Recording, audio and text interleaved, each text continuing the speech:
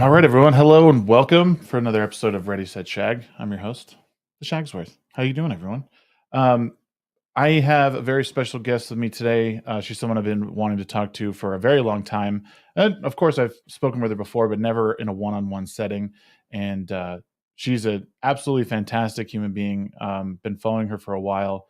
It's a pleasure that I get to sit with her today. Let me present to you Miss Keri Smith. Hello, Shagsworth. Thanks for having me. Please call me Tom. You know what's funny? I was talking to someone last night um, uh, about how like the moniker, like the online moniker that I've given myself is just sort of taken shape over the years. And hmm in Vegas, I went to the FNT meetup, and everyone's just referring to me as Shags or Shagsworth and stuff like that. And it's always weird because no one ever calls me by Your real name? my real name. It's hard to do once you become used to a moniker because, like, I just saw Comics Division. My husband and I got to see him in San Antonio last week. My husband had a show there, and I just call him Comics, and he's like, you can call me my real name. And I said, I forgot what your real name is because I just call you Comics all the time. I forgot. And the same thing with like Culture Casino. I've been talking to him for a while. He and his wife maybe at some point might come visit me, my husband, and help us with some stuff. And my husband was asking me like what's his name again? And I was like, Culture. And he's like, no, his real name. I said, oh, I no idea. like, like if you have a moniker, it's just for some of us, like me, it's hard to remember more than one name. And Right. if I know you as one thing, it's gotten so bad that my Wednesday night co-host, who's been a friend of mine for years, he has an online moniker that he uses Yep. because he's anonymous. And so his online on the show, we call him Mystery Chris Yeah. on Wednesday nights. And now in person, in real life, now I refer to him as Mystery Chris when I'm talking about him in the third person of my husband or whatever. I'm like, oh yeah. He's like, what'd you do today? I'm like, oh, Mystery Chris and I talked for a little bit. He's like, why are you calling him that? That's like for the show. I'm like, I don't, that's how I know him now. Yeah. Anyway, sorry. I just started rambling. No, it's actually funny because I'm very plugged into the online community, and my wife is the opposite. She is not at all plugged in. Mhm. So when I talk about, oh, we're doing a show tonight and so's on, and she's like, who's that? What's their name? I'm like, well, no one really shares the name. Like most people, like Yeah. they want to remain anonymous. And she's like, that's weird. I'm like, well, and like there's so much stuff to talk about in order to establish why that is. You can talk about swatting, you can talk about, Yeah. all this stuff. And I was like, I don't know if I should explain. I was like, trust me, like it's a thing, but and even at Vegas, my co-hosts, I know their names, but I'm walking around saying Amarada, Horror Amarada, and Sheep City, Yeah, and like, Cora but Morada. That's how I remember her too. I mhm. don't remember her real name. But that's just it's kind of cool. I don't have a moniker, but if I were to have one, it might be Frog. Frog. Frog. Yeah, we watched Smokey and the Bandit the other night for the Oh, first cool. time in a long time, and Sally Fields, Burt Reynolds starts calling her Frog, and I was like, that's so funny. It's like that he comes up with a CB handle for her. Yep. Um, what one thing I was going to say to you about your intro, Mm, Ready, Set, Shag. That's the name of your show, right? yeah. Do you know how to shag the dance? No. Oh, it's so I'm from South Carolina originally. That's the South Carolina state dance. It's a kind of it's a modified form of the swing, Really? and yeah, the shag. It's a fun dance. It's like really great for. I'm not musically inclined at all actually, but it like a song like Brown Eyed Girl. That's the kind of song you shag to. Really? Yeah.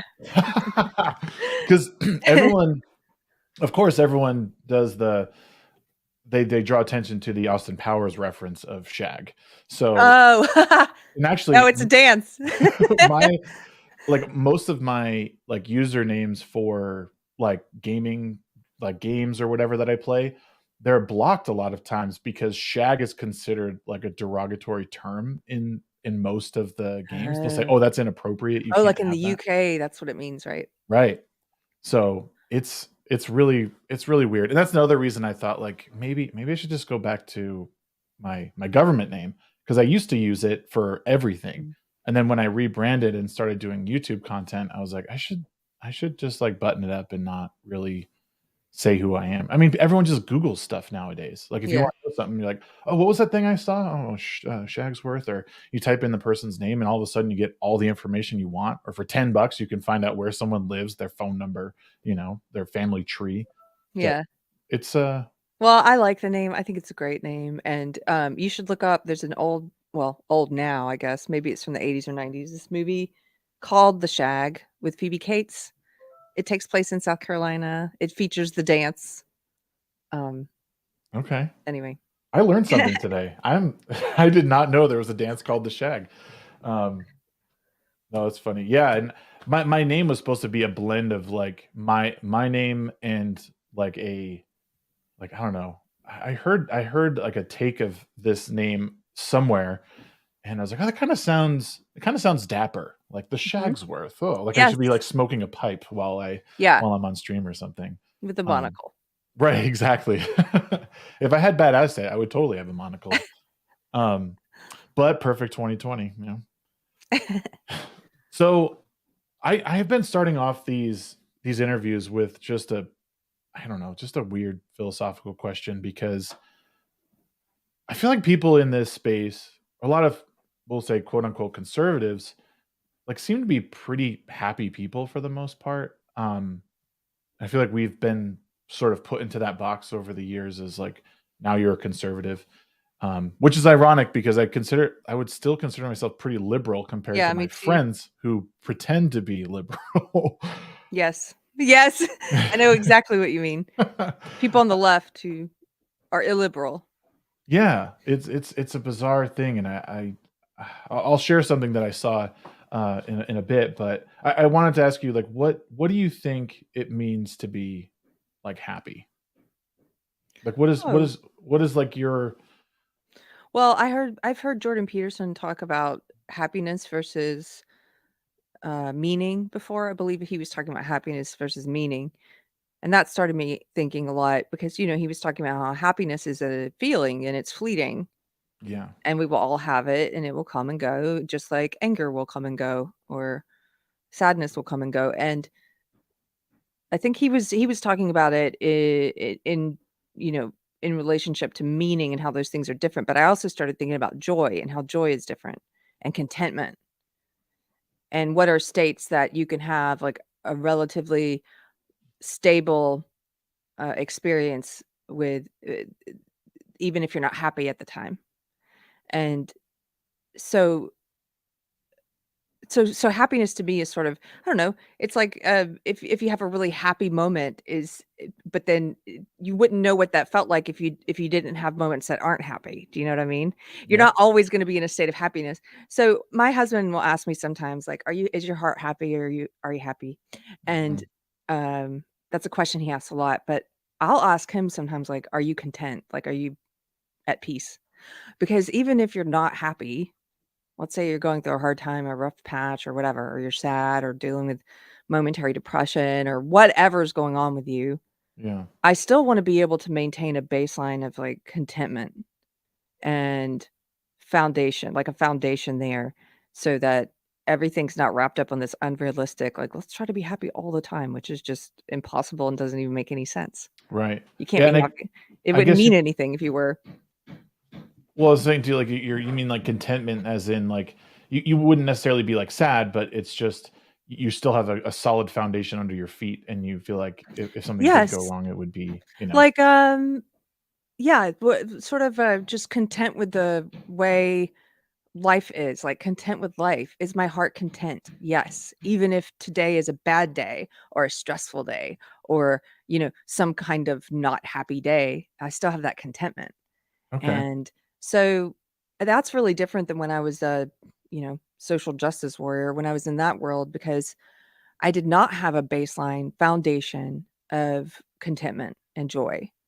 And I would say actually I had a baseline of like a background low level anxiety a lot of the time, yeah, and that you're just kind of dealing with this low grade anxiety. A lot of people I know who are still in that world, that's why I consider them to be, well, a lot of them are not happy or they're not contented. They're not content. They're not joyful. Like because I think that they're constantly I don't know, they're dealing with stuff like that background, low level, low grade anxiety, or they're dealing with some kind of cognitive dissonance, or they're dealing with this deep, deep understanding that their opinions are not their own, or that they feel like frauds. A lot of them have what do they call that? Imposter syndrome. Mm, And a lot of them, they don't have a good foundation, and they don't get into, you can see this just in the way people carry themselves with whether they're comfortable with themselves and their opinions or not.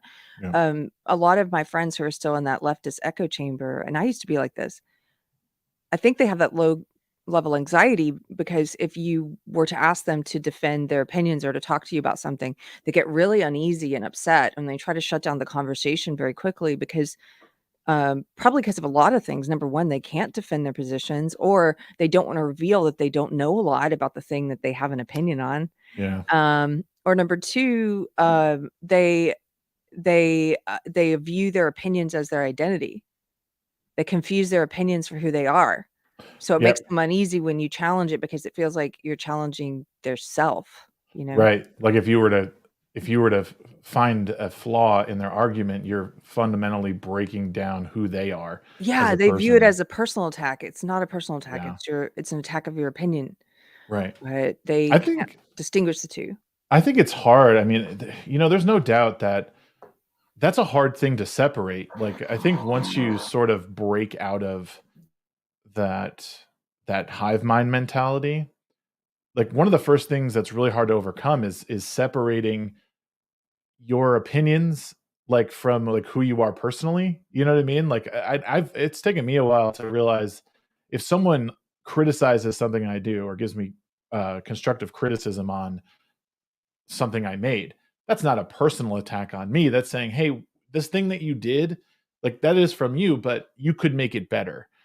It's not, and that's essentially how like waking up out of that whole leftist echo chamber was like for me. I was like, I'm starting to realize like I can separate these two things, and I don't have to be Yes. attached to it all the time. The one of the guys I've interviewed before is a marriage and family therapist, Jake Wiskershin. Mhm. He has he does this exercise. I don't have enough pens here to show you fully, but basically he says, you've got your pens in your hand there. These are like your ideas. And most people, they get to where they grip them very tightly. Yeah. And he's like, no, you should grip them loosely. So it's easy to let go of them or to replace them. And it's not like a part of you. Right. Mhm. Um, and, and I think, well, definitely I know when I was in the social justice world, I gripped my opinions very tightly as if they were an extension of me. And the funny thing is, they weren't even my opinions. I hadn't even done the work to hold them. Right. I'll give you a great example lately. Mhm. And by the way, I apologize for the noise. We cannot, we have so much, we're renovating this old house, my husband and I. So Yeah. you might hear some things. I'll try to mute myself when I'm not talking. You're So fine. doing a lot of hammering. Oh, you're fine. Okay. But great example. Recently, I know some very well-meaning people on the left who are still in that echo chamber who will say things that are not true. They really have no understanding of what's going on in the world because they just receive information and opinions from headlines, like multiple impressions of propaganda that they're receiving. And then they'll say something like, oh, well, Tennessee is banning drag queens. And I'm like, they're they're not banning drag queens, aren't they? I thought they didn't they just pass a bill banning drag queens? Like, no, you should go read the bill. I try to say it without being condescending, like Right. you want to be open and like, no, have you read the bill? Like, it's what they're doing is they're banning drag performance or actually any kind of sexualized performance for children. And they're like, oh, but so drag queens will still be able to perform. Yeah. And they're like, but so if sometimes people will have those opinions or they think they know something and they don't even realize it's been something they've picked up through propaganda. Yeah. And let's say they're not an open-minded person like my friend who's willing to hear that may be wrong in a nice way. That some people, they'll hold very tightly to that. And especially if you mock them, if you come Whoops. at them, Sorry. like kind of mock, or you're like, that's not happening, you make them feel stupid, then they're like, it is happening, and they won't let Right. go of it. It's Yeah. like, How dare you challenge me on this thing that I'm completely incorrect about? Yep. No, it's true. How you approach the other person, especially again, but with my friends on the left, I used to like headbutt them figuratively on like Facebook posts and stuff. They'd post something that was very obviously like wrong, and I would just try and like go headlong into it. And then I realized like it's not helping anyone because again, that idea is attached to who they are, and if you mess that up, I may as well be actually headbutting them in the face, and it doesn't come off well. But you approaching your friend in that way, or friends, and think, "Oh, well, actually, it actually says this." Like it totally changes how they, you know, um, receive that because it doesn't come off as an attack. It comes off as a, "Oh, this person's like being helpful and trying to help me understand something that I don't understand." Or Yes. Or if you ask a question, here's a great example. My husband, a friend of his, had posted something the other day about performing at a festival in Georgetown, Texas, that just happened. yep, And the friend said something like, sort of like a virtue signaling post. He's like, it was like a humble brag virtue signaling post, like performing for a crowd of thousands. As I looked out across the crowd and I saw the Confederate flag flying from the courthouse. And and then all these people in the comments, all these people on the left who are kind of in an echo chamber who have no idea. Of course, they would believe this. They're all like, "I can't believe Georgetown allows the Confederate flag to fly. Oh my gosh, what? Get with the times. The Confederate flag's flying at the courthouse. What?" And my husband and I, like, we used to live in Georgetown. We're like, That's it doesn't fly from the courthouse. I know there's a group of Confederate soldiers who go out there every weekend now. Why they go out there? They go out there because BLM started going out there every weekend and trying to get a statue taken down. It's oh, not even a statue for a specific person. It's simply for people who died, the veterans who died. It's for all people who died. They're trying to get it removed. So because they go out there every weekend and create a circus, then they get pushback from these Confederates who now go every weekend and they bring their Confederate flag and they put it up, just like any other booth. They're allowed to fly whatever they want in their space they've allotted.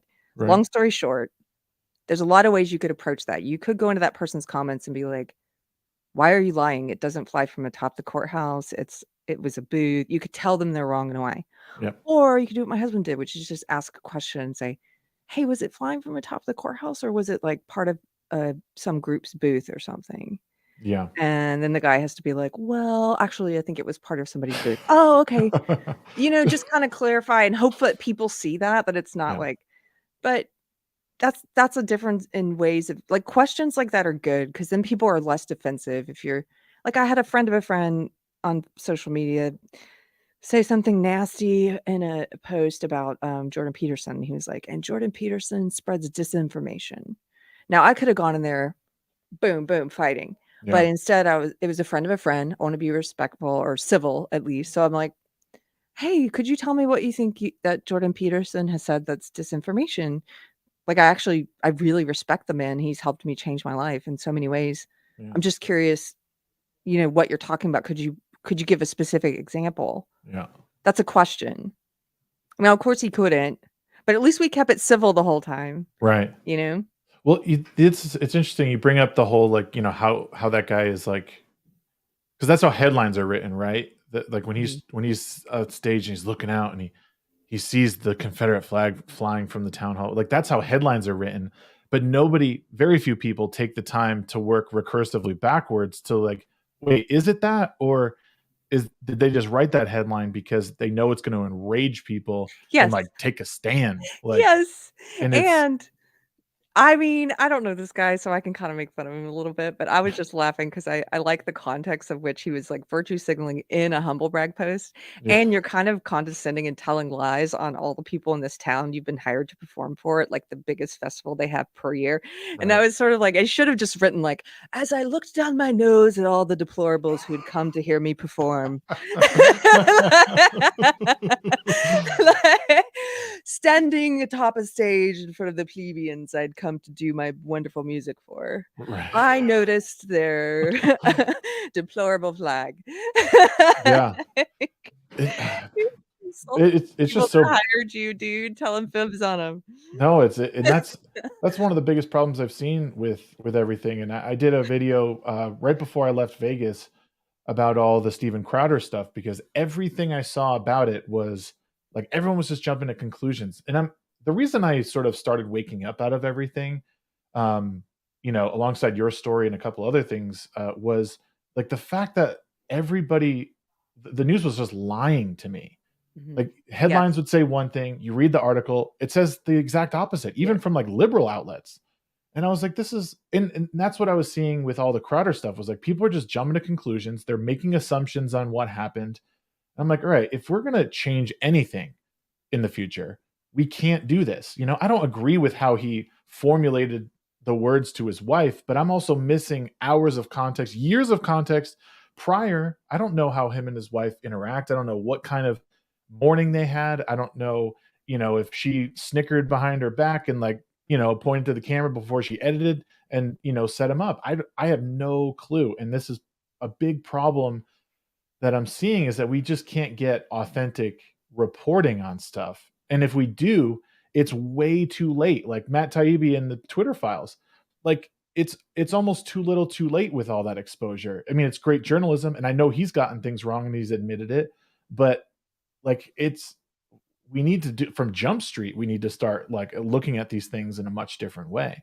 Um, Yeah. Well, I don't know. I do have an opinion on the Steven Crowder stuff, but I've shared it privately with friends and stuff, but I don't feel a need to like publicly comment on it. I mean, right, if something happened where the nature of the story changed or I felt like really moved to say, here are my public thoughts on, but a lot of the drama stuff, like I might make form my own opinions that I share with friends, but I don't really have a need to like, who cares what I think about it that anyway. right. Um, so I don't know. That's the kind of story where we might disagree actually, because I feel like I have enough information, but I'm also I'm also like kind of a I don't know, I'm one of those always kind of looking out for people with personality disorders, and maybe I uh am a little bit Hey, primed to be I don't know. no, and listen, I'm speaking from a place of, relative ignorance. Like I followed Crowder enough to sort of understand who he is and how Mhm. he's operated over the years. Like Yeah. my video was not a defense of Steven Crowder by Oh, any yeah. stretch, and I don't, Oh, you I know, don't think I didn't think that. but Um it's one of those things where I just thought so many people are just drama farming this whole thing. Exactly. They Yeah, jump on anything, and it's like, just stay quiet unless you need to add something that's like is there something that's not being said, you think, that you have a unique take on that's like, "I wanna add to this?" right. No? Then why are you just another voice in the crowd saying the same thing that somebody's already saying? Yeah, And, um, you know, why jump on I don't know, until there's more of the story out. Like, I remember when Jussie Smollett happened. yeah, Okay, so immediately when that happened, I was like, "This is bullshit." Like, yeah. privately to friends, "This is reeks to high heaven, there's no way this happened." But I didn't say anything publicly because I was kind of like, "Well, I don't wanna just repeat the mistakes of my social justice years the other way, where Right. I don't wait till information comes out and I just kind of go out and accuse without any evidence," so Yeah. I waited until and then lo and behold, yeah, that was BS, but at the time when it first broke, when he was first telling the story before he'd been exposed as a fraud, it was sort of like, "Oh, just hold my tongue, and see what happens." And there aren't enough people who do that, myself included. There are definitely times when I don't hold my tongue. It just depends Right. on the person and the context and everything. I try to that Bible verse about being slow to speak, like, man, I have to really read that a lot. No, it's something I've learned just from watching others in the YouTube space, because even like commenting on what movie did I see? There's there's a new animated film from Disney. It was called, I think it was called Strange Worlds, Mm, or Strange World, and it was getting a lot of like flack from the fellowship community, like right out of the gate, because well, it was marketed as like an LGBT like film. With the lead is supposed to be non-binary, maybe, or something like that. But Disney leaned into that, and that's how the reporting was when it came mhm. out. So everyone was slamming it, and I watched it with my kids, and it was totally cool. Like, it was a good movie. It was fun. There was a good like father. It was like a three generation sort of story. Like the son, dad, and the dad looking up to his dad, and there was all sort of this like weird dysfunctional relationship. There was like some stuff you could argue was woke in there, but I don't even like using that word really. It was, but it was still not. It was nothing like people were making it out to be. And so as I see some of that stuff come out, I'm like, we just got to be a You little bit don't want to be slower. knee jerk. I mean, I've been and I asked to be on several like different kind of pop culture shows the past few months, which has been fun, and Mhm. sometimes a little outside my element, depending on what kind of pop culture. Yeah. But somebody was asking me about the trailer for oh man, it's the guy from Cobra Kai. He's going to be playing a superhero, Latino superhero. What's that movie? Oh, Blue Beetle. Blue Beetle. Yeah, Yeah. so they were asking me what I thought about this one little part of the trailer that I guess people were jumping on where his uncle, played by George Lopez, was calling Batman a fascist, Yeah. and people were upset about that, but I was sort of like, I can't tell because from the context of the trailer, it kind of looks like his uncle might be that character that's like, oh, who calls everybody some, Yeah. where you as the audience member are supposed to dislike like or kind of laugh at the uncle, Right. like that person who's overbearing and doesn't like anybody and calls everybody a NAZI, or whatever. Right. And that just, don't don't don't set yourself. I would say this, in trying to get away from the social justice people who are overreactionary and who form their opinions without doing the work to hold those opinions, don't become a person who just knee jerk is doing the same thing, but in opposition to what you think might be woke. Like you can't do that because it's that Nietzsche quote, you'll become the monster that you fight just on Yeah. the other side. Like you can't, you have to guard against that. You can't Yeah. just, I never want to just be like knee jerk. Because then they're still controlling you, just the other way around. All Right. they gotta do is push a button and they know what you'll do. Yep. No, All they it's gotta do is put out, the right Dylan Mulvaney on a Bud Light, and it's like, I know what Keri will do. Now, they may be right some of the time, but I don't want them to always be right. no, it's very true, and it's something that, like, I I I look at my time sort of coming out of.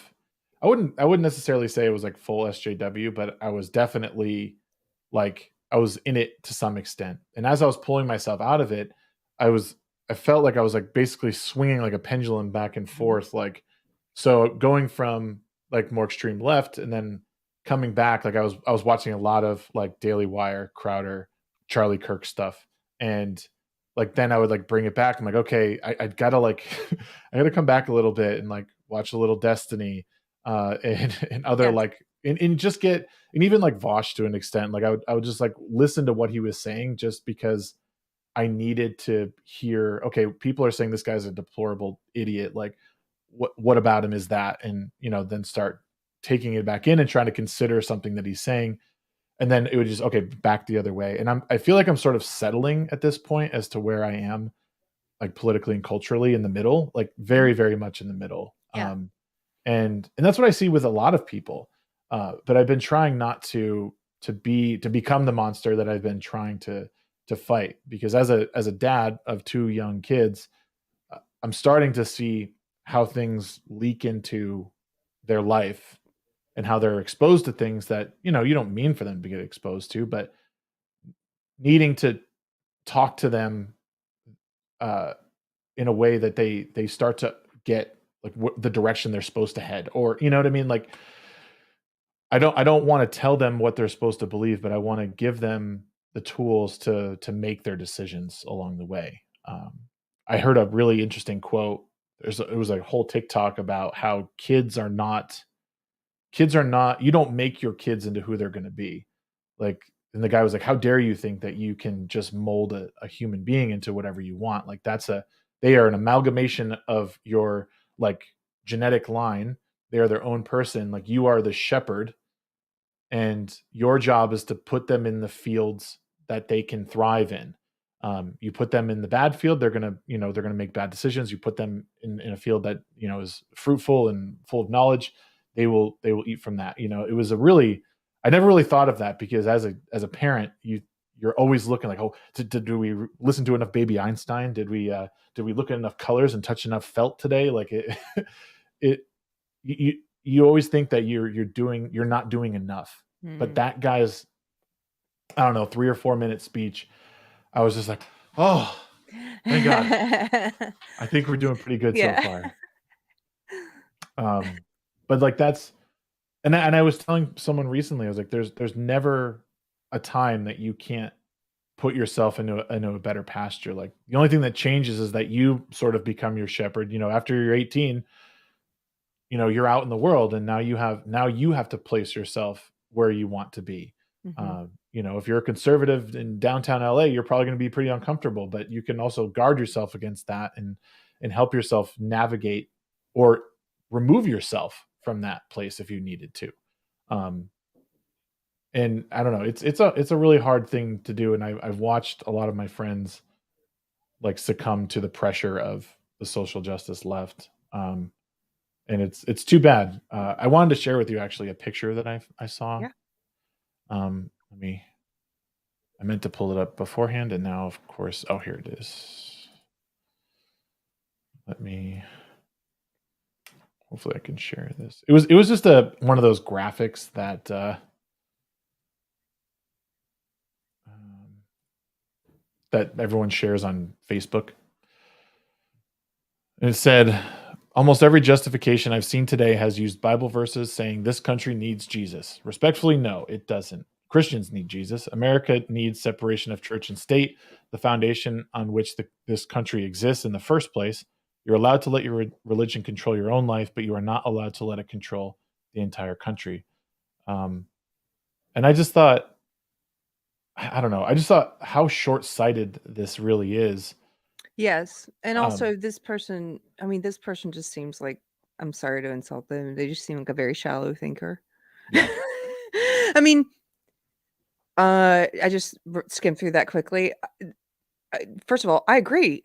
I want to live in a country with separation of church and state. I don't wanna live in a theocracy and where anyone is forced to have any, um, you know, religious belief system, including woke.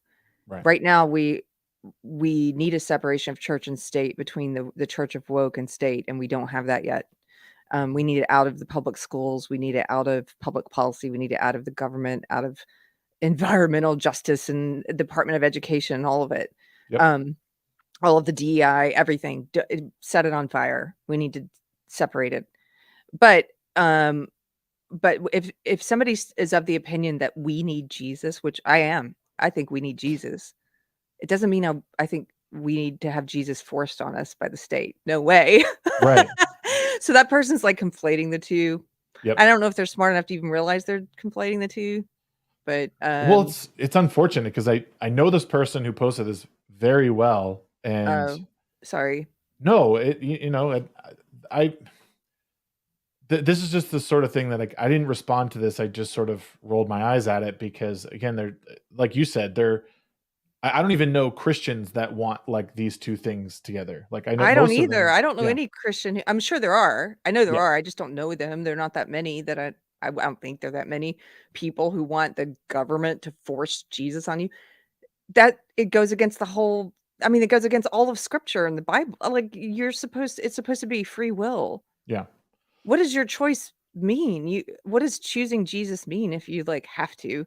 And we've seen that in different countries where you're forced to be of a certain religion or not. I got to interview a woman who escaped Iran with her family when she was, like, 6 years old. Before they left, she was Jewish, they had to worship in secret. mhm. And, they had to pretend to be of a different faith when out in public. It's like they had to pretend to be Muslim, but in secret they were Jewish. Like, Wow. there are countries like that where, there's, like, secret underground Christians in China, and you have to, when you're out in public, pretend to be something else. That's just that's not God. That's not what God wants. And when I say I think we need Jesus, like, as a nation, um, that doesn't mean I think the government should force Jesus on us. It's like, no way. Yeah. Well, and that's what I kept thinking, and I wanted to respond and say that. I just want to be like, from where I sit, and I'm not a religious person. I've come to respect it so much more over the past 4 years. Mhm. Uh, and I mean, I was raised Catholic and I went to church, but I sort of fell away from that for my own reasons, but I never anymore do not judge people who live their life, but uh, through the Bible or whatever faith they have. Like a lot of people need that, and or they just want it because it makes them feel good or it gives them purpose. And that was a lot of what I was like, that's what they mean. They just mean, if Christians say, America needs Jesus, they just mean we need to ground ourselves in something that we believe in and that could give us, or fix our moral compass or help us find it again. And I don't know, it was just too bad because there's no nuance in something like this. Well, and also, I believe that a lot of our secular society, we still hold on to some Christian moral framework. Very little of it left, but a lot of our laws are based on that, like thou shalt not murder. That person is probably in agreement that we shouldn't murder, but I don't know if they could explain why they think we shouldn't. Um, I think a lot of this is just cultural remnants, and so somebody who would say, like, let's say a believer who would say, "I think we need Jesus," might be saying that because they think, a lot of people would be healthier and happier, to go back to your first question, more content, more joyful Mhm. if they found Jesus. I think that about anytime a friend is going through something. I'm one of those I'm a pretty new Christian in the past few years, Mhm. but I'll offer them scripture that I think might help them, and they can take it or leave it, whether they're a friend who's a believer or not. I have a lot of atheist friends who are very understanding and will either tolerate me sending them scripture, or even better, a lot of times they're like, "Wow, thank you. That's really spot on," even though, they're not a believer, but they know the intent is good. That what I'm intending is like, maybe this will help you. And I guess all this to say, when somebody says we need Jesus, whether that's as a country or an individual, it's like, if you saw a friend starving or dying of thirst in the desert and you had water, wouldn't you want to offer them the water, even if they might be delusional and reject it? But Yeah. it's like, but I think I have what would help them anyway. I think I do. I don't want to offer it in a condescending way or whatever. So, It makes me wonder, the people who claim to be atheists that you're sending scripture to and then find it helpful. It makes me think that they're not atheists at all. Like maybe agnostic at worst. mhm. But like, I mean, I don't know. Obviously I don't know your friends, but that's where I would hear people say, so like, "Oh, I'm an atheist." I'm like, "Really? Like nothing? Like Yeah. like nothing at all?" Like that seems weird. Like even someone who is like, you know, again, I wasn't like strictly against it, but it it was like I believe in something. Like life seems like there's some higher purpose to some extent. Like this is all too beautiful. This is all too perfect in its own imperfect way. Like there has to be a designer of some kind. And I don't And know what that is. I the don't know. Bible is full, I'm coming to find out, it's full of wisdom on human nature Mhm. and the best way for humans to live. And a lot of the advice in the Bible, I guess you could look at it as advice, guidelines. I used to view a lot of it as restrictions, like from an authoritarian God, when I was very anti Christian, like a bunch of like things you can't do. And now I kind of look at it as like, oh, this is collective. Even if you don't believe in God, you might be able to look at the Bible as like, this is collective wisdom throughout, from like the beginning of time almost, where humans Yeah. have laid out like, this is a series of allegories about the best way to be in the world and to live in the world, and all of this, some of it common sense, some of it not, distilled down so that you don't have to go through the school of hard knocks and figure it out on your own. Yeah. Like, here, do these things, don't do these things, like from something very basic and common sense, like don't lie, Yep. to something more complicated, like thou shalt have no other gods before me, which I think I'm starting to come to understand that better in the past couple years. Like, you don't have anything else before God for a reason. Because look, if I put something else before God, if I put myself before God, which I have, if I put my husband before God, which I have, if I put something else before God, alcohol, which I used to, um, everything gets off track. And I don't understand. Now I've gotten to a place where I don't understand people who don't, and I don't mean this to be insulting. I just don't understand, how do you live without having something bigger than yourself to keep you accountable?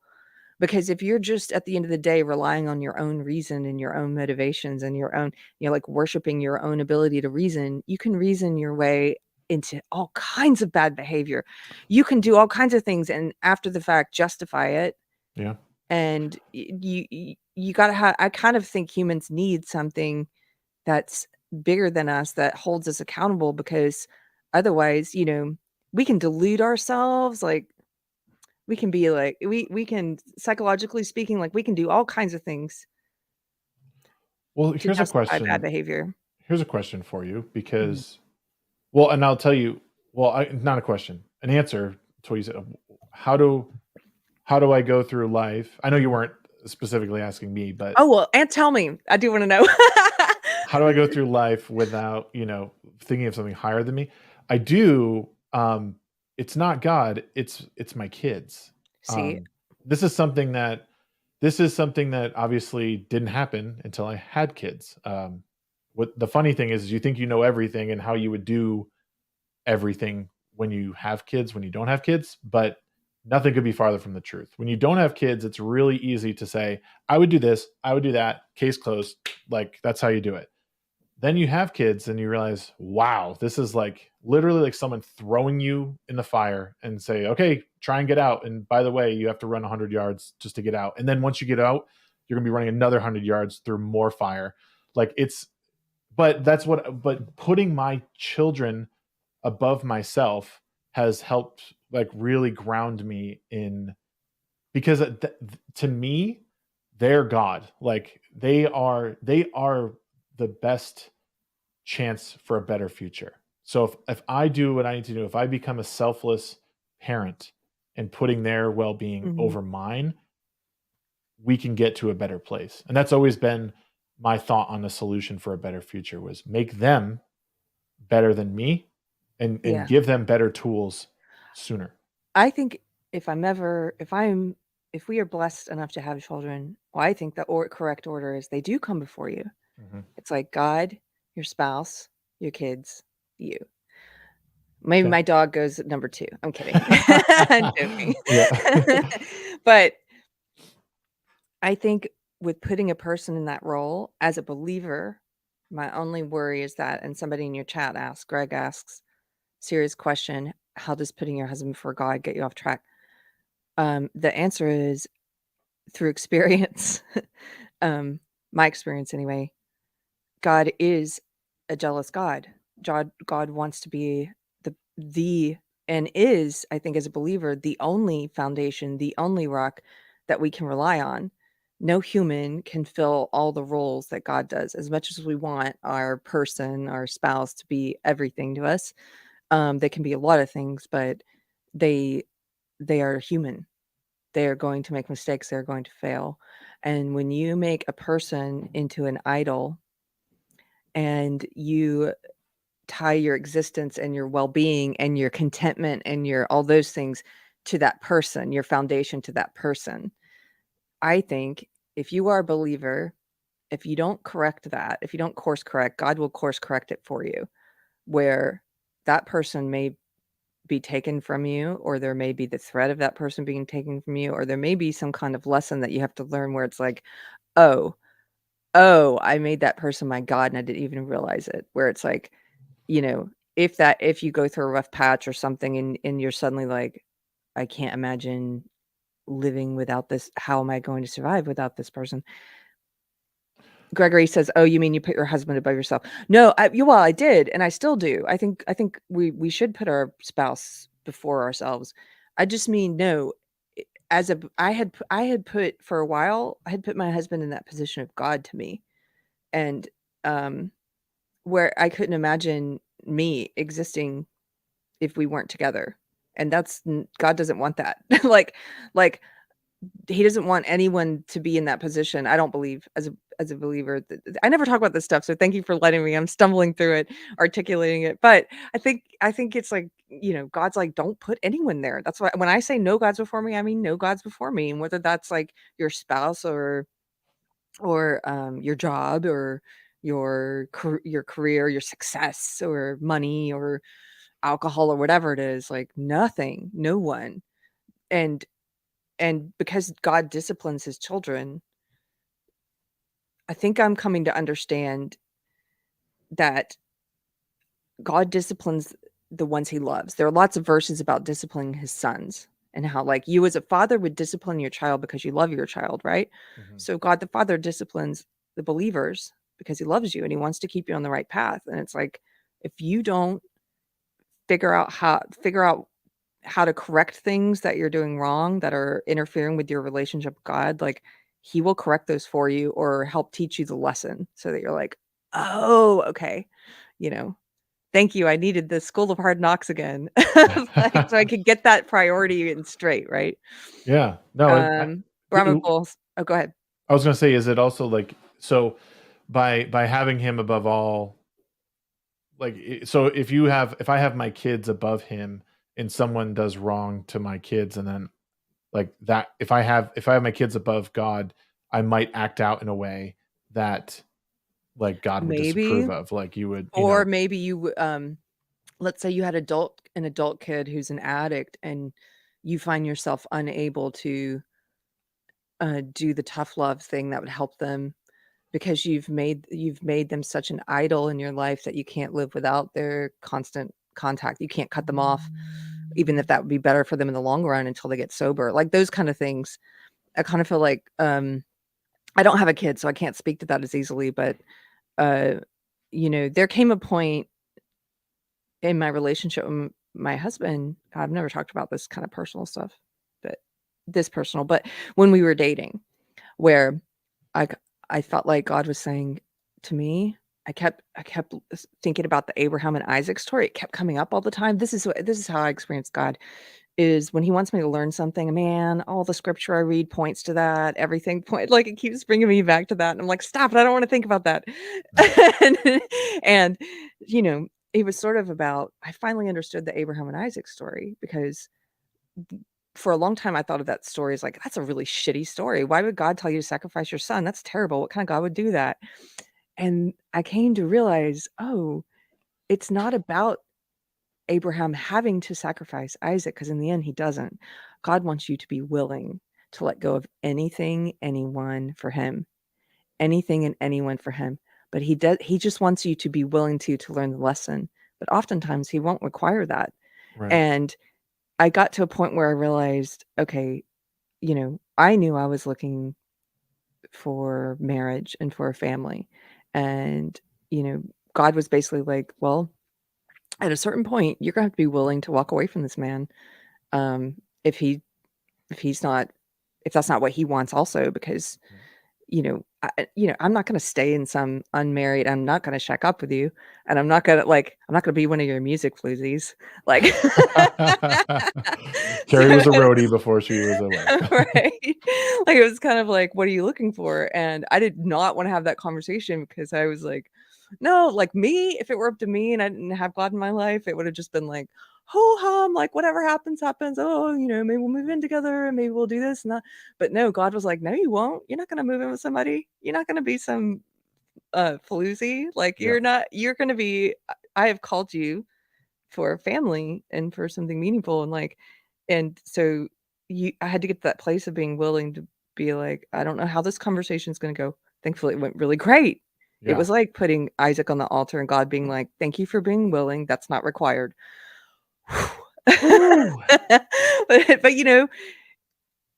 But that may only make sense to believers. I don't know, No, no, it makes but sense because okay. actually, what I was going to say is I've recently was talking about how I believe the only way through life is like through pain, and I was trying to explain. I was like, it doesn't mean I don't want anyone to be hurt. I was like, but every aspect of my life has proceeded forward in a meaningful way because I experienced some form of pain, whether it was like mental anguish, physical, and even like, over the Yes, past, pain.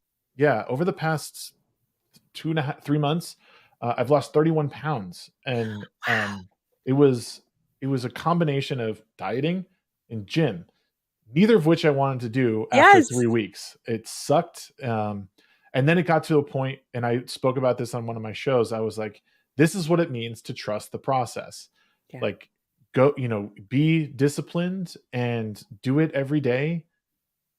Live by it, and eventually you will see those results. Like, it's really easy to want to give up after a little while, but once I saw like the belt go, cinch down one more, and then two, and now three, it's like, holy crap. And like all my clothes that were like painted on now like fall right down, Yeah. and it's such a But you good have feeling. you have to sacrifice something. Peterson talks about this a lot too. Yeah. You have to sacrifice or be willing to sacrifice. I'm starting to understand that better. Yeah. It's like a really painful lesson to learn.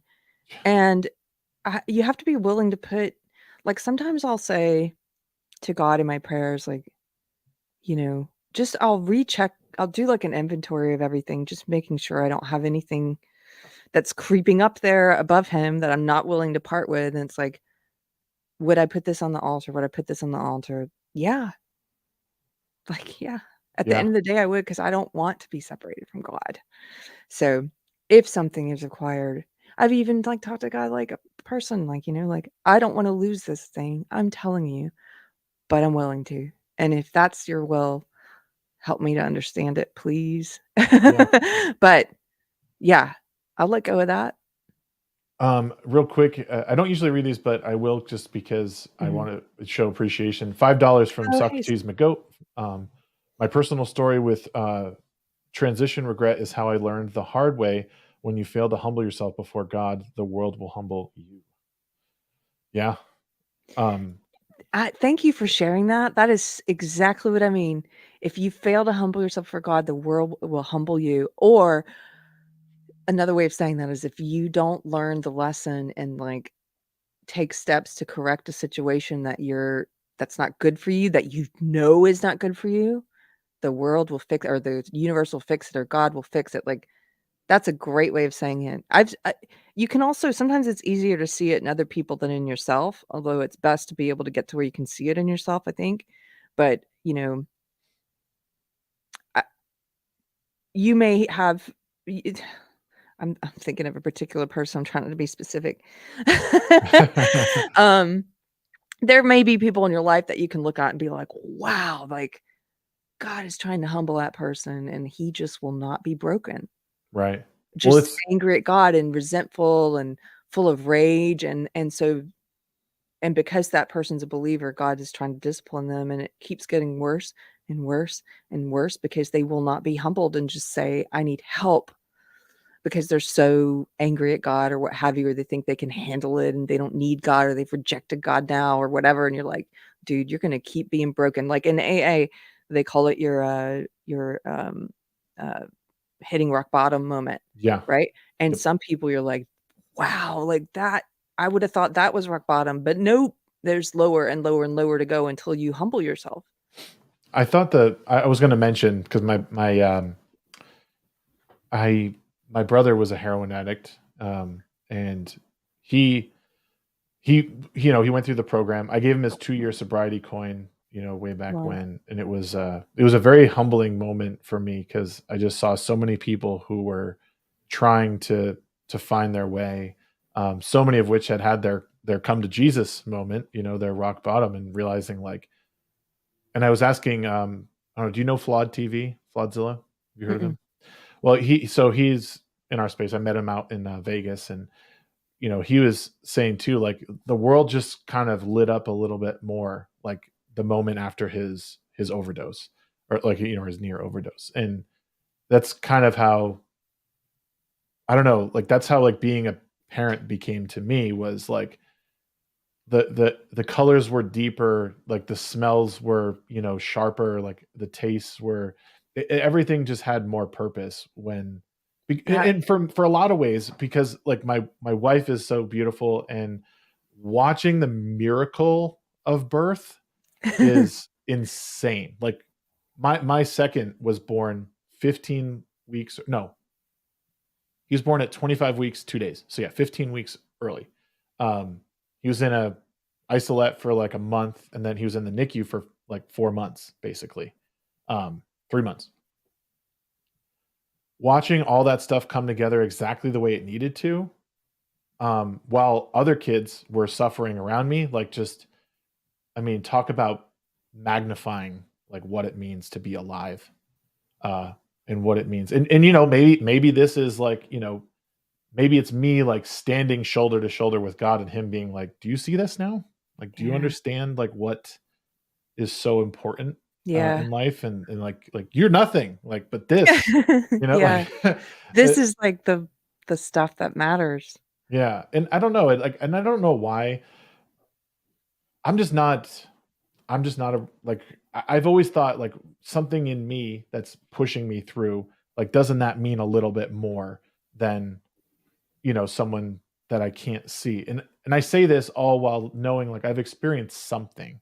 I've experienced some encounter with a being greater than myself. I just don't know, by my very nature, I don't know if I could commit myself to something like that. Do you know what I mean? I don't know if You that's don't have I do know what you mean, and you don't have to. Like, you could just do but, some of my atheist I mentioned some of my atheist friends are open to me sending them scripture when they're going through hard times, and they'll even ask me to pray for them even though they don't believe. interesting. And I've told them, if you ever wanna try, because who knows if you do hit that rock bottom kinda moment, or a moment where you're just, like, open to reaching out, I would say to them, and I've said to them, like, just say, "Look," you can even say, "I don't know if you exist, but if you do, I need help." Just be what can it hurt?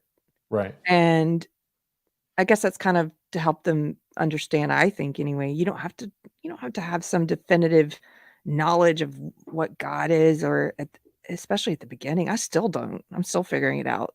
Yeah. But you know, that's why I say when I talk on podcasts and stuff about like the universe will help you, because I know I used to think of it as the universe, and I know a lot of people do, and I know what they mean. I think they're talking about God when they say that. What I now understand to be God, and so I don't I don't mind. You can be that open, Right. about it. Yeah. No, it's Somebody I just wanted to comment about your chat real quick. Brahma Bull said, "Just say Crowder," when I was talking about somebody hitting rock. I wasn't actually thinking of him. I was thinking of just someone I know in real life, but here's an interest okay. here's an interesting question about like that. I mean, it almost seems like this is his situation seems like an unfortunate series of events because on one hand, him breaking from like mainstream news and doing his own thing, I think was super important, and it started a huge movement of independent creators that, you know, uh, like, hey, you don't have to be a part of a major news network. You can still comment on all this stuff and be right, or But it seemed like he was a victim of his own success in a lot of ways, and maybe coupled with some personality stuff. I don't know, but Yes, okay. Yes. Can we talk about this victim of your own success? sure, yeah, I'm sorry, this is stuff I never get to talk about. that's why you're here, Carrie. Okay. Mostly people wanna talk to me about woke culture. You already know what woke is. Okay, so that that I think is one of the biggest pitfalls, of the biggest dangers, the biggest traps of fame or success, is fame and success itself. It's the Right. same thing with money. Like, they come with so many problems. Why do you think Yeah. there's so much scripture about, like, it's easier for a camel to fit through the eye of a needle than for a rich man to get into heaven? It's not because there's anything wrong with being a rich man, it's because there's so much temptation that comes with that much money or power or fame or Right. success, and so easy to get your priorities out of whack. That's why I think it's, like, basically saying, "Look," like, look at the kids of wealthy, rich parents. Look at Hunter Biden and Ashley Biden, for example. Look Yeah. at the kids, like, celebrity kids, how many problems they have. Or even the Trump kids for that matter, since we're, Even the Trump kids, like, yeah. how many, and, everybody, I think in our culture, because of because culturally the things we worship, everything's out of whack, and what we worship, a lot of people are like, oh, I'd give anything to be born with that much money or fame or power. No, really?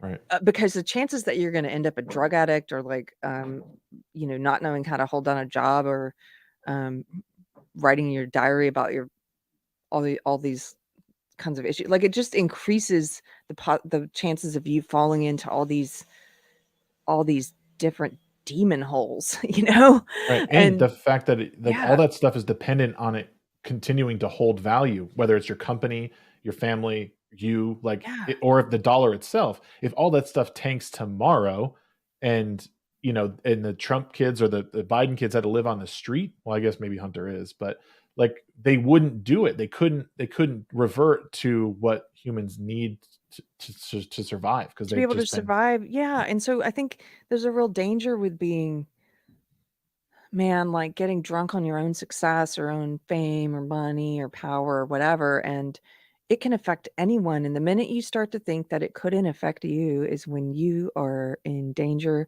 of that cat. There's a Bible a verse about sin is like a cat crouching at your door, of that cat, like, crouching up and snatching you. So, I think, gosh, like, I know he says he's a believer and everything, he I wasn't gonna comment on this, but he should be praying about his ego.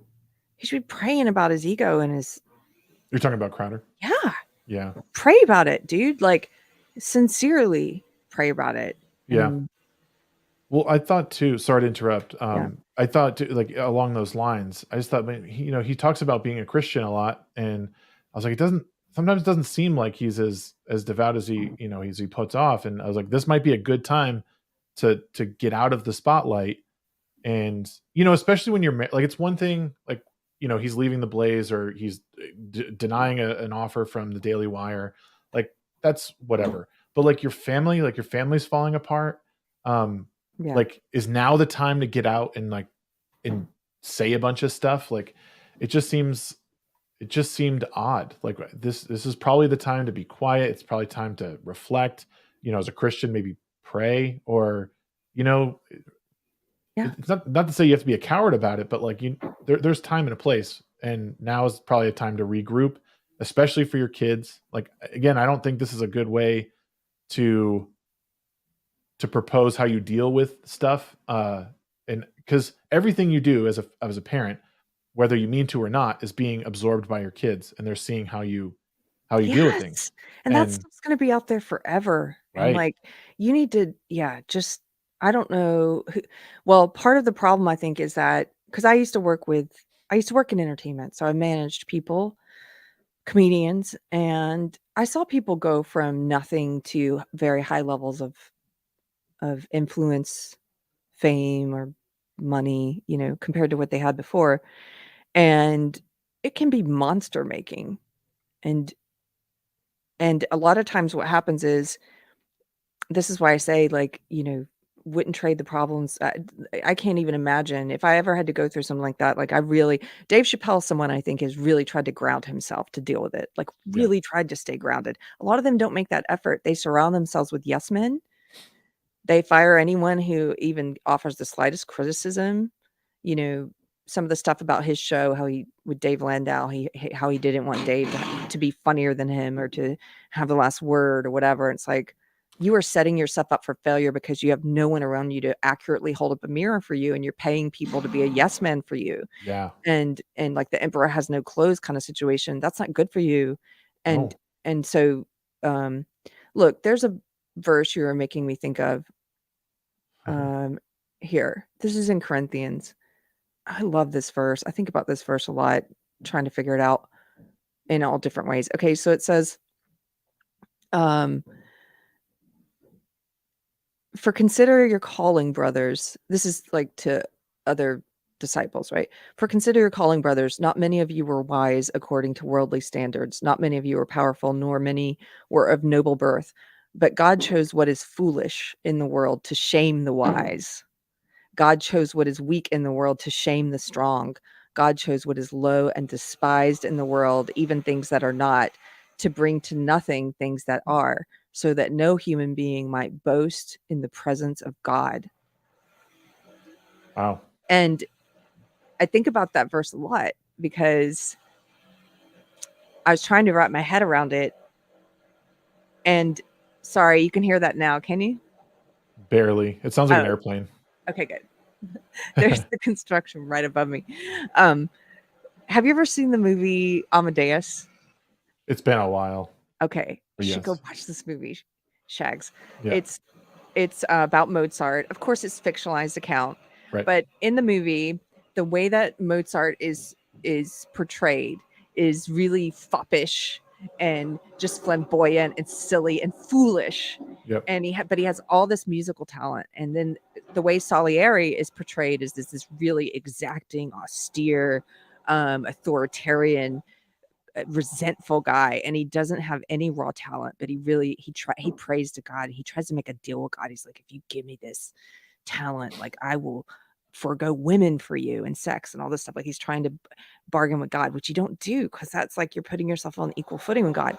And anyway, the thing about that movie is I think that it helped me better understand this verse in Corinthians, because when Salieri first hears Mozart's music, he's like, it's like the voice of God, and he can't believe it, and he wishes he had that talent. And then he meets Mozart and he's like, he's a clown.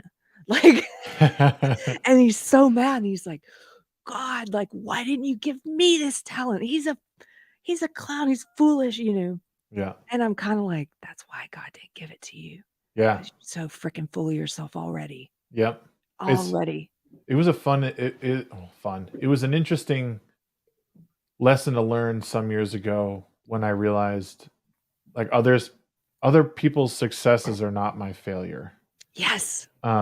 And I thought like it when I realized that, I felt bad and I made some apologies to people because I thought like I was in such a bad way, like I was so full of what I really needed was the mirror turned on me to say, listen, like this is what you have to do. And again, once you learn to separate the two, like who you are and like what the things you have done, like they don't have to be tied. Like, yeah, they're connected because you produced those things or you made them, but I I just need to I can become better, right? Like 1 second from now, I can choose to turn it all around one way or the other.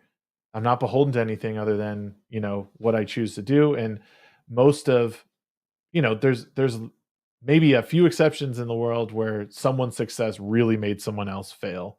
But at the end of the day, like I'm the master of my destiny and I can choose. Yes. And I used to I saw that early, because when I was managing comedians, I would see that. I remember one comic in particular I worked with who just every day, all he did was obsess over the successes of others. He Right. lived like in Jordan Peterson talks about the Cain and Abel story. He lived like Cain. He Ugh, was just resentful. He measured himself against others, and it just clouded. And I remember him saying once about one of the other comics I worked with who was getting some success at the time. yep. And he was like, why him? Why him?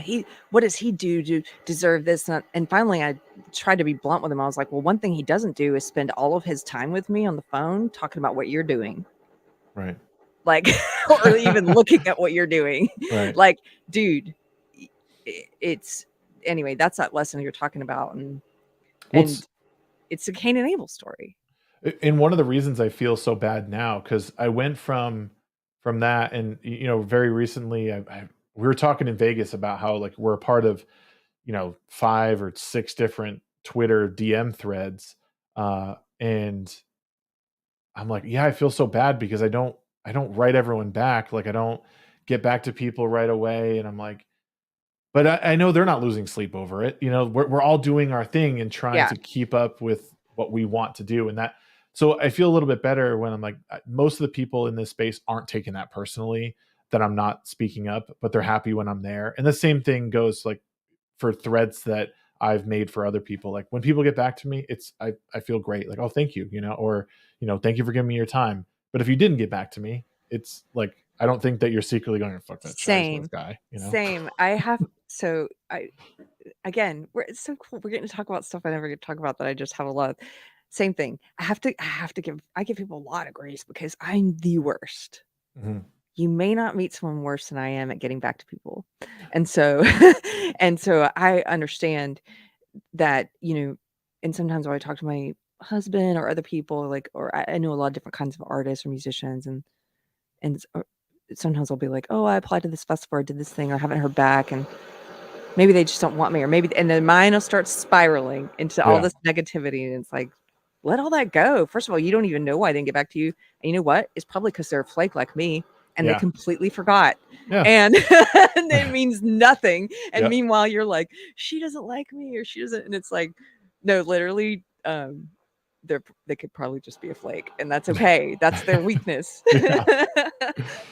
No, Like, it's a weird feeling, and I talk to my co-hosts all the time, like, I'll just DM them or text them and be like, "Oh, this is one of those days, like, I'm just not feeling it, like, it doesn't feel like anything I do matters, like, so and so didn't get back to me," and they're like, "Dude, like, you had a killer show, you made 40 connections in Vegas," or whatever the thing, and it's like, and I thank them for that because, like, those are friends, like, that are like, "Yeah, you messed that up, or that didn't come out right," but it doesn't matter because you still have Keri Smith that you're talking to on Tuesday. That's awesome, like, that's your win. "Did you mm. wake up this morning? Let's start there."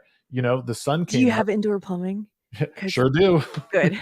Thankful every day for that, We're especially with winning. yeah, especially with 2 young kids who are finally using the toilet. Man, oh, bless indoor plumbing for sure. No, man, it's like it's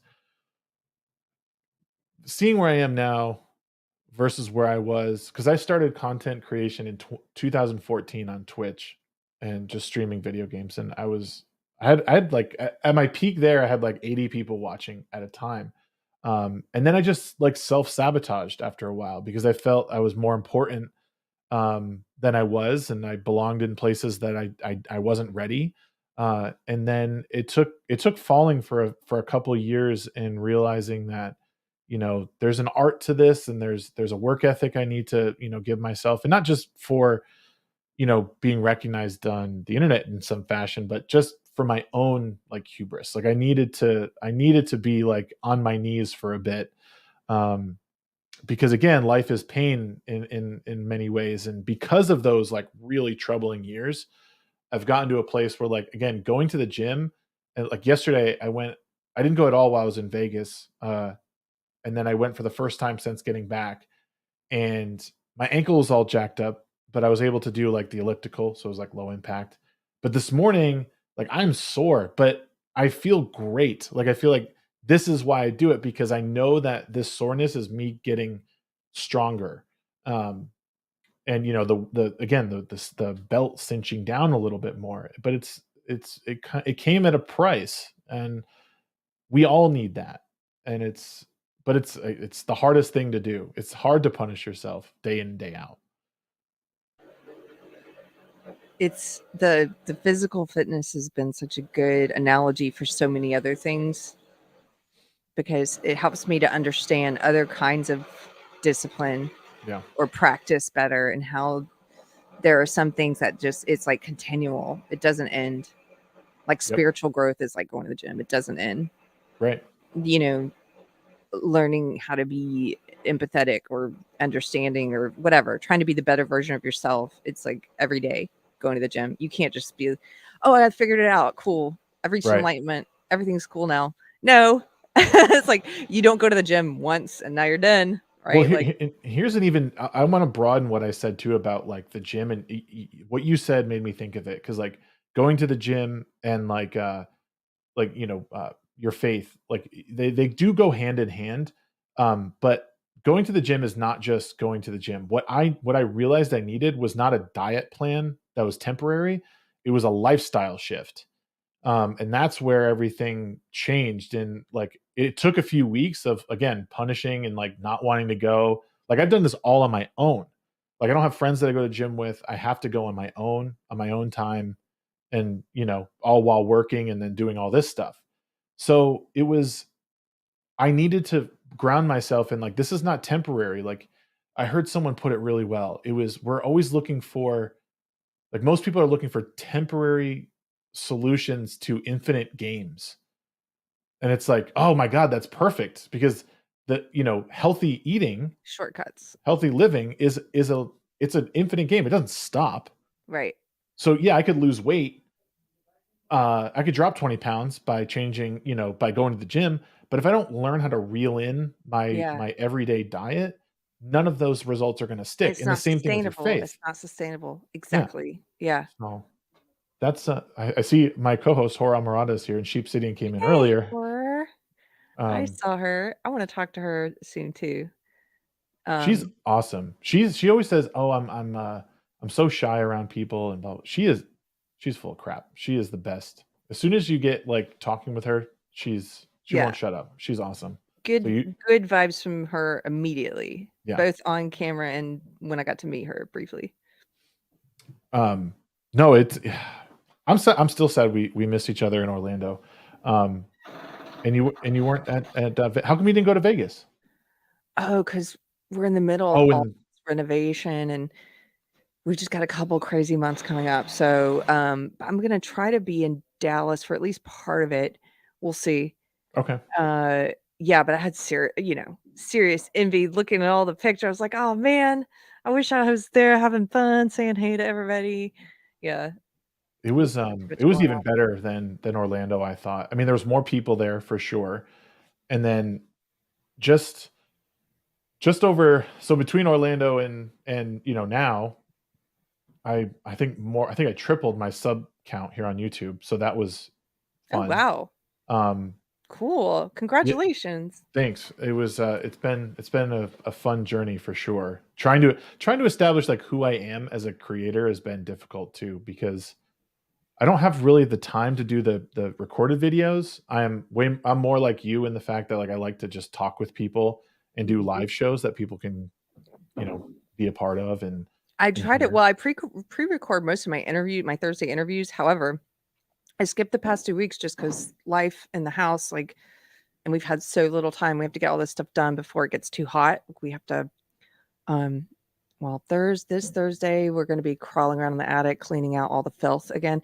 This attic had so much filth in it, and we've already taken down, like, filled, like, 10 contractor bags, Wow. and, because we have to insulate before it gets too hot. There's Oh, no yeah. insulation up there, Yep. and we're not going through another summer without insulation. So, Yeah.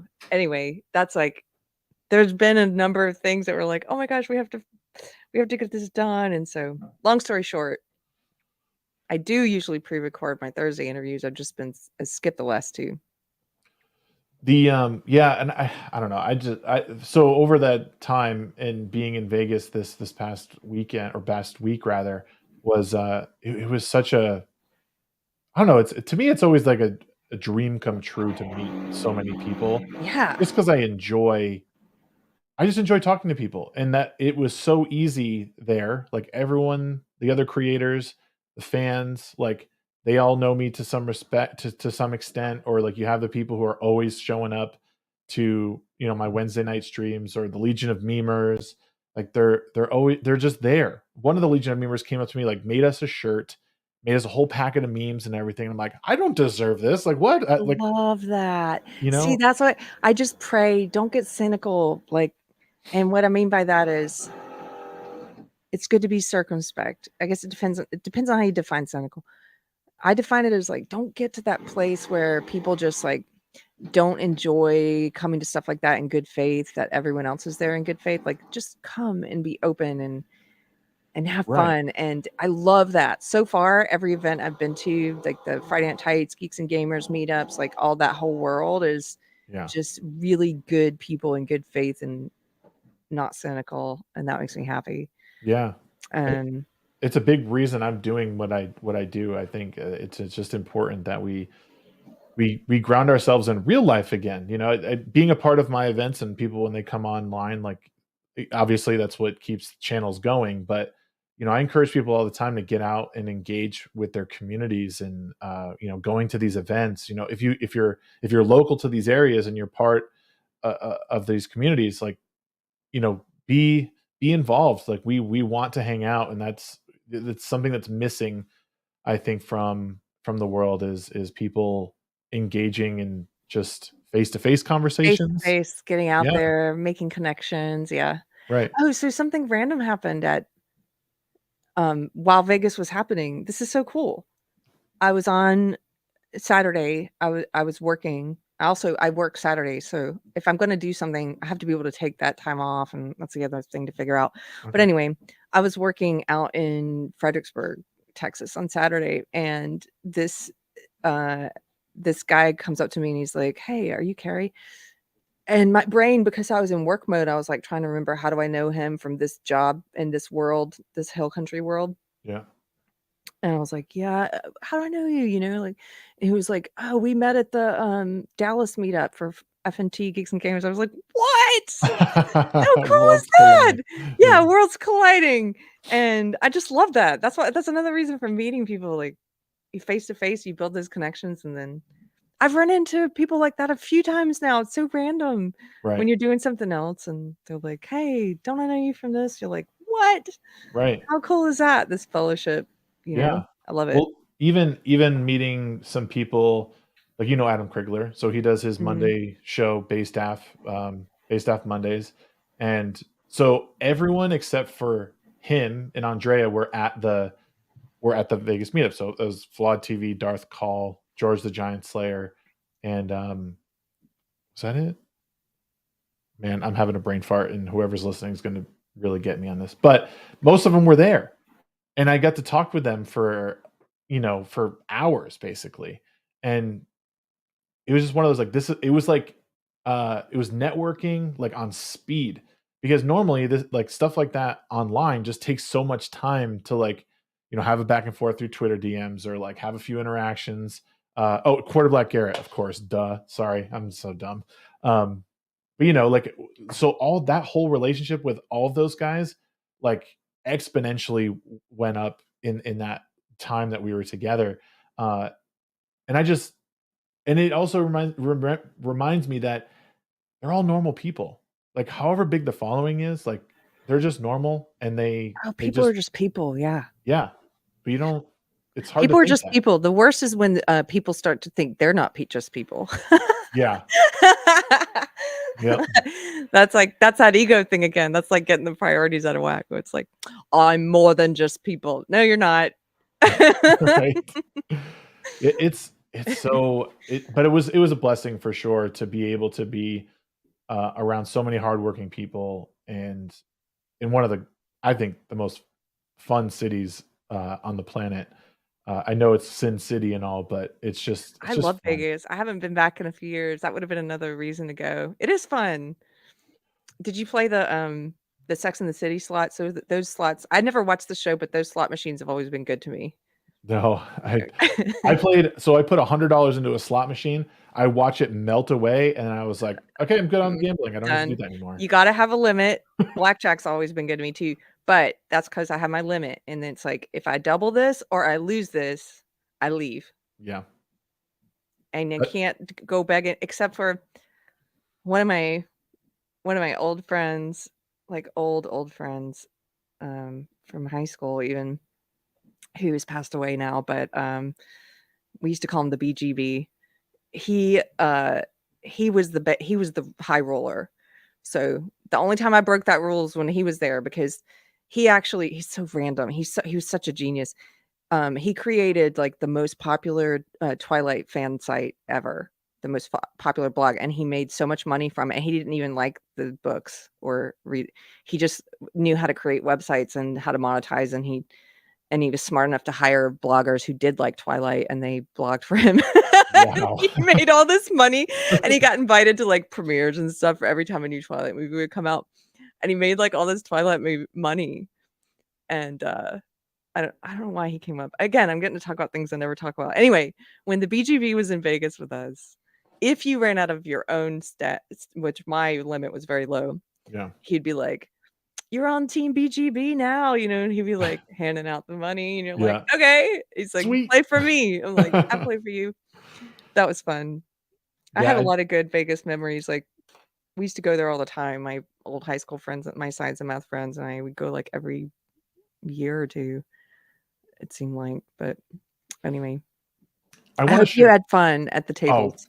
yeah. Well, I didn't. I didn't go to the. I sat at I sat at the one slot machine for about 15 minutes, and then that was it. Because I do normally play blackjack. I just wasn't. I don't know why I wasn't feeling it this time. I probably should have because my odds would have been a little bit better, a lot of bit better. But I don't know. I get anxiety sometimes with blackjack because if you're sitting in the wrong position and you hit at the wrong time, you can like piss people off, and I don't. I don't Oh, like that. really? See, I'm not even aware. It's good just to be clueless about all that stuff. Well, there's like basic rules that you should know. Um, About pissing people off if you hit it the wrong. Who cares? It's your you get to choose if you're gonna hit or not. yeah, but here's the thing. So like for example, if you have a hard 12, which is Okay. like a face card and like a two, Right. you're and like the dealer is showing anything like if he's showing like 16 or less, I think like he has to. Or I forget exactly how it is, but like depending on the rules, if you hit at the wrong time and you take someone's card, It's not their card if you hit and you it get it. no, but it is because if you so if I bust with a face card that someone Yeah. else needed right after me, Yeah. they'll be pissed because like he could have had 20 or Right, but 21. those I do not live by those, like, it's uncouth for you to hit when because the unofficial no, there's no crying in blackjack, like, if I choose to hit, it's my the rules say I can hit, Yeah. and if I bust, that's on me, and oh, man, I can't believe this. Now you're talking about people, like like, getting mad, like, "She shouldn't have hit, that card was mine." Well, I guess it wasn't because I hit, didn't I? Meanwhile, Carrie's just like, hit me, give me another one. I love cards. And the guy next to her is like, Yeah, I ah! guess they wouldn't wanna be beside me because I don't that's too many unwritten rules to pay it like, there's the real rules and then the unwritten rules to I have too many rules. Just play by the real rules. I hope I didn't ruin blackjack for you. No, I you didn't. I'm apologize. never I'm gonna purposely forget that. Um, so I wanted to a couple of things before we sort of like wrap up. There was a Did you watch the White House Correspondents No. dinner at all? Nope. There was an interesting. I plan on reacting to it. I think overall because of I don't know. I worry that when they have comedians open up for these correspondence dinners that they're making light of things that people are genuinely concerned about.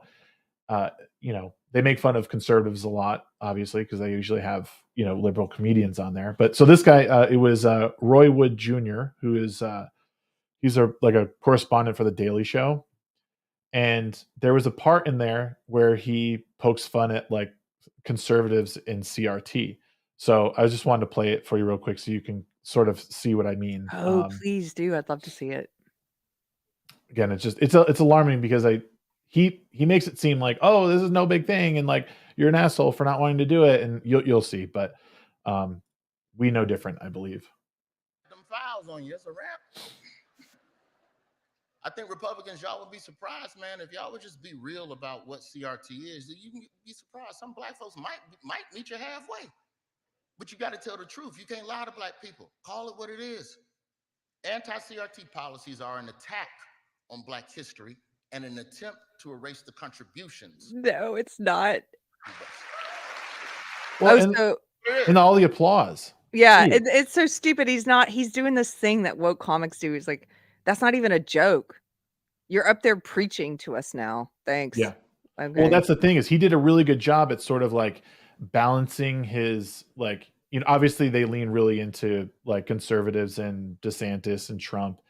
They do make a few jokes at liberals' expense, not quite as much, but like this is where the jokes end, and now he's preaching to everyone saying, Oh "This is you're god. erasing Black history," and it's like, well, Which that's is not how I understand it. that's not true at all. No, but anti-CRT policies have nothing to do has this guy, Roy Wood Jr., even read the Texas bill, for example, that they all complain about, just like the Florida bill that they call "Don't Say Gay," which is that's not what it is. Yep. They haven't even read the bill.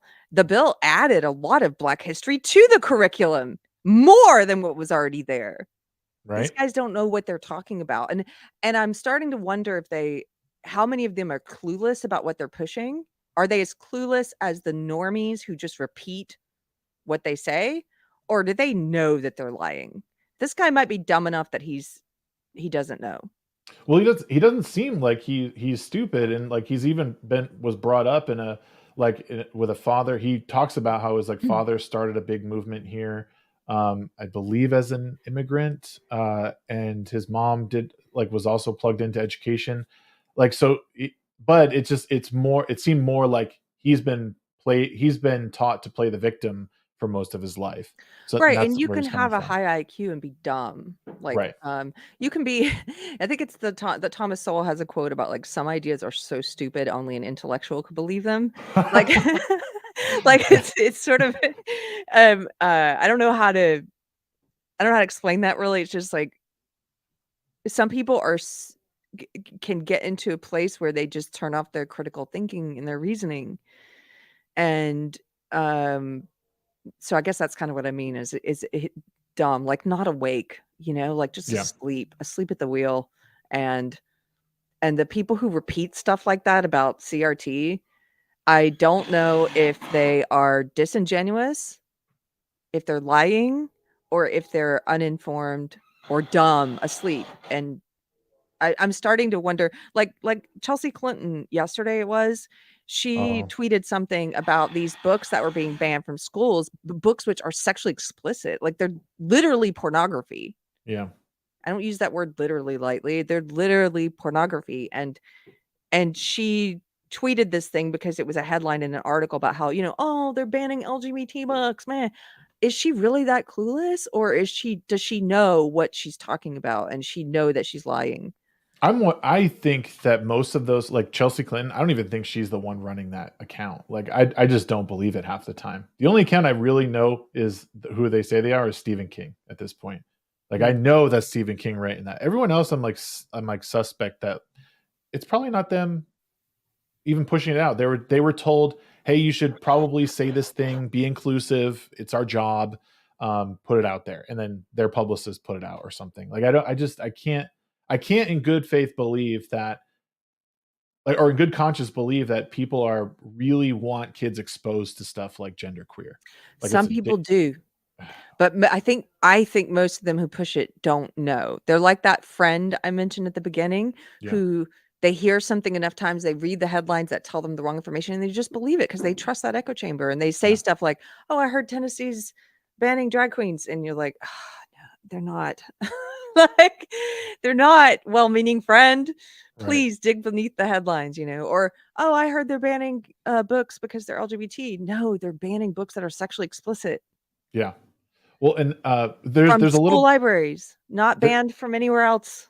no, and that's what I was trying to tell my friend this, because I'll like say one thing counter to his point in a comment, and he will like go on a 4 like page rant on Facebook about everything, and he brought up like like gender queer, and I was like, dude, you realize like I'm like there should be, I think, some form of like sex education in high school. I think it's important that kids understand the consequences of their actions. I was like, but like I don't like, I want the like whether it's gay or hetero, like sexually explicit stuff, like that should not be in schools, like at all. I Absolutely. don't even want straight couples talking about how they're engaged and how, like, I saw a thing where this fucking teacher was like doing like set up like wedding tables in her classroom, like she's marrying her husband. I'm like, get that out, like that has no place in a classroom. Like, No.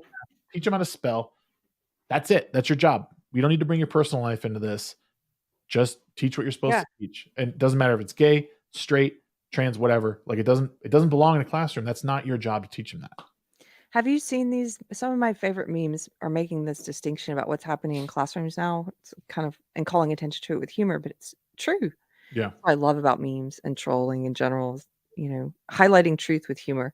Yeah. And some of my favorite ones going around, it's like, student, are we gonna get to calculus today? Teacher, first, more about my sex life. I'm like, no, God, I'm just here to learn calculus. Yep. Like, quit talking to Yep. me about your sex life. Yeah. So this whole introductory speech or whatever at the commencement dinner was was just like this. It was Oh, they even make light of the classified documents that Biden had. Again, it to me it's to sort of take the edge off and be like, oh well, this isn't bad. It's only bad when Trump does it, but not not if Biden does it. That doesn't matter. hey, And look. that go ahead. Oh, no, continue. No, Sorry. that's one of my biggest issues with how the left does, like they'll do that thing where they're just, oh whatever, like when we do it, it's whatever. When Oh, we do it, it's Trump. fine. Yeah. Yeah. They don't well, if they didn't have what is that? If they didn't have double standards, they wouldn't have any standards at all. It's just like Yeah. they don't hold themselves to principles. And this is not just a left thing. I think this is a human pitfall, but it currently at this moment in history in the West, it seems to be happening a lot more on the left than the right, where people don't hold themselves to principles, they hold themselves to an ideology or to a tribe at all costs instead of principles. Right. I was just going to tell you, Myth Informed is in the chat. Oh, Those hey. guys, and they said Roy Wood Jr. puts W. Kamau Bell to shame. W. Kamau Bell, they know is my old client. He's pretty woke, so that tells me a lot. Thank you. That's what I need to know. Now I got to go watch that woke stuff. It's like 25. I watched the whole thing. It's 25 minutes long. I mean, it wasn't even funny. Like even the jokes that were like at the expense of liberals, it was such like a tiptoeing around. I was like, okay, I don't know. They put their sense of humor on a leash. Like that's what you have to do when you're woke. You put it in a cage and it suffers over time. The longer it's in there, just like your inquisitiveness or your curiosity or desire to read and all those different things that people cage up when they're in a very rigid puritanical kind of cult. Yeah. And that's what happens to comedy. It suffocates over time. Yeah, it's too bad because it's seeming to me like as time progresses, and like even my wife's pretty normy when it comes to a lot of this stuff. The idea of like the trans women are women, like even she was just like, what? Like I don't like what is the deal here? Like, and I remember bringing up the name like birthing person, and and she was like, excuse me. I'm like, yeah, this is something that's Oh, Shags, she might be interested in. I got to interview Mary Lou Singleton. This is a while back. She was in a really panel with me about women leaving the left. yeah. Mary Lou Singleton was the head of the American Midwives Association for a long time. Oh, And she left. She had a very public sort of attempted cancellation against her because the AMWA or whatever it's called, the American Midwives Association, had put out a statement a few years ago saying that all midwives should now refer to mothers as birthing people and not use the word women anymore or mothers or any. And it's like, these are midwives. yeah. And so she and some of the other women in that organization were like, this is this is absurd. And they spoke out against it as feminists, old, second, third wave, like like old school feminists before it got co-opted by social justice. Yep. And yeah, that was one of the out of all the interviews I've done, I think that was one of the ones that was like, real eye-opening, and also a really eye-opening into who are some of the people and where do they come from who are waking up on the left, who really have like those deep roots in progressivism and feminism and in the left, and why are they even and if for every Mary Lou, like someone like that who's public facing, there's countless others, and they are leaving. They are leaving. That birthing person stuff is like that was like and if that was like a planned thing, it was probably the worst mistake they ever made, because like that's the kind of stuff that changes like everyday people and being like, no, like we're all for equality, we're all for being tolerant of different things, but we're not. No, I'm a mother, I am a woman, like I am that's not how it goes. Yeah. And I mean, and I see countless like, right, so like the second, third wave feminists, so like I love following them and watching videos of them take down like these fourth wave feminists in like colleges, and then like even the like trans individuals who are either detransitioners or that are like just Based. awake and be like, we're not denying our biological sex. Yeah. Like I am a man that's a woman, or woman that's a man. Like, and just watching them rip these woke celebrities apart. It makes me think we have nothing to worry about. Like this will eventually turn the corner, and Oh, it will it be will. so. Well, we have, I guess, what everyone says when I ask them this question is, well, yeah, we have something to worry about in terms of like how bad things will get until this burns itself out. Yeah. But the fact that it will burn itself out is no question to me. Yeah. The way my pastor describes it, Bradley Helgerson at Church on the Square, he's brilliant. But he talks about the whole culture war as like a war on reality. It is a war on reality, and reality will win. Yeah. Sometimes the consequences, he talked about in one of his speeches, actually before our city council, he was saying, if you jump off a building, you will face the consequences of reality very quickly. Yeah. The consequences of gravity, if you deny gravity, if you deny reality. And he was saying there will be consequences to what we're doing culturally and denying reality. It just may take a while to feel them, but they are going to be very rough. Yeah. And I agree with him. But in the end, reality will win. You can't win. You can't beat Mother Nature. You can't beat reality. You can't beat Right. God. That's what I think anyway.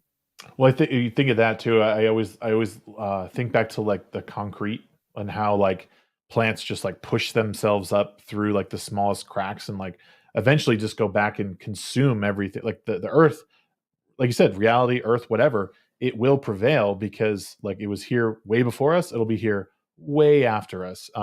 It's nature is just one of the most powerful forces, if not the most powerful force. And it seems like that is what everyone's like pushing so hard against. And they're not realizing like that you're just wrong. And there's nothing wrong with being wrong. But eventually you'll wake up and it'll come at a relatively high, well, a very high cost, because now we're just seeing so many of our kids being sterilized or essentially tortured, and we're not going to realize the extent of this damage Yeah. until it's far too late. And then we'll look back and be like, wow, just like Fauci, well, we kind of misconstrued that situation. Like, yeah, I guess we did. We've heard so many people with not just with that cultural, this idea that kids can make that decision and make permanent medical decisions like that for their body, like about that involve potentially sterilization and losing body parts and stuff. Kids cannot do that. Yeah. And yes, we will look back and they'll all at the time they'll be like, well, how could we have known? They'll try to play that game of we. Right. Well, they did the same thing in the past few years with COVID. Yep. And, look at the skyrocketing depression rates, suicide rates. I was looking at proficiency rates in math and English among high school seniors, and they've dropped in the past 3 years. Of course they have. Yep. All these different things. The age at which kids are hitting these developmental milestones in terms of vocabulary and learning how to speak, the CDC has like pushed all those milestones back. Of course, they didn't attribute it to them not being socialized, and maybe the fact that everyone around these toddlers are wearing masks for 2 years, so they don't get to learn what words look and sound like. Yeah. We have done irreparable harm to this generation in many ways, and Mother Nature will reap like it. Mother Nature, we are going to feel the consequences of all that as a society, and I hope so. And like Socrates said, like I hope it's sooner than later. I do want to pause here because this has been an awesome conversation, but I do want to give my locals subscribers a bit of after party here for a few minutes. I know we're running low on time, but I do want to thank everyone who came over to YouTube and has been a part of this conversation, who has listened. It's been really great. And of course, Keri, I love talking to you. Thank you for joining this part. you're welcome. I've loved it. Is there anything you want to say to anyone about what you're doing? Anything big coming up that you want to share? Big coming up. No, lately I've just been plugging my husband's music video. We put out his video this week, and it's awesome not on video. my channel, but it's on his channel. It's Anthony Garcia Music. Here, I'll give you the link. Oh, And yes. it's called Devil in My Heart, and I had a cameo at the end, and it's a great.